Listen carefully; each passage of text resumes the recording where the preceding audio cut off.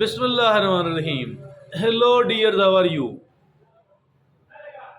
Do you know that amongst the many of religious parties, one religious party which is bigger than all, it is called Tablighi Jamaat, and the name is given by the people. They don't write at all that we are Tablighi Jamaat. And do you know that the leadership don't write any other words either ahead of their names or after their names to prove that we are bigger, to prove that we are great, to prove that maybe we are very pious, and they don't write any word at all. And why don't they do this?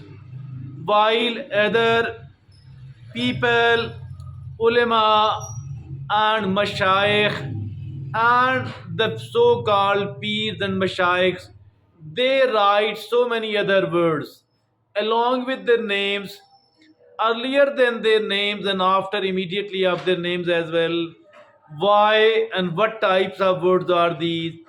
The simple way to do all that is to prove that I'm a bigger, I'm great, I'm somebody very special, I'm not ordinary, I'm not lesser than other people, I am great and bigger than other people.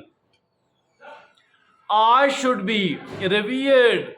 I should be respected. I should be rated very high. And to be true and frank, there is a kind of competition between the different religious figures. Everybody trying to prove that I'm bigger than others. Now look at the leadership and the top speakers of Tablighi Jamaat, like ex-Amir, the late Amir was Haji Abdul Wahab. Haji Abdul Wahab, Haji Sahab never wrote or spoke Haji ahead of his name. Although it is very common, very common, and nobody want to be called as Haji. As for the bigger ulama is concerned, as for those who are having certain followers, they don't want to be called a Haji, but they have much bigger words ahead of their name and immediately after their name. So, but these people, the Tabligh people, now look at Maulana Tariq Jamil Sahab. Maulana Tariq Jamil Sahab is a speaker who have millions of admirers in the country, outside the country, rather anywhere else in the world. But despite all that, he too don't write any words earlier than his name or even after than his name. People call him Maulana, and Maulana is not something what those who are the leaders, they don't want to be called a Maulana. They want to be called much superior words, and just to tell and prove that I'm bigger, I'm pious, I should be respected, I should be revered, I'm not lesser than others. And to be frank, there is a kind of competition. Now look at, we talked about Haji Abdul Wahab Saab, who is the ex-Amir of Tablighi Jamaat. We spoke about Maulana Tariq Jamil Saab. And do you know who is the current Amir, who is the current leader of Tablighi Jamaat? Maybe very few of the people know. Rather, those people know who are somehow attached with the party, who are seen, working, volunteering for the religious activities, for the dawa activities, for the purpose of preaching. That the name of current Amir, incumbent Amir of Tablighi Jamaat, his name is Nazrul Rahman. Nazrul Rahman, not even Haji, not even Maulana, not to talk of the bigger name, bigger words earlier than his name or immediately after his name.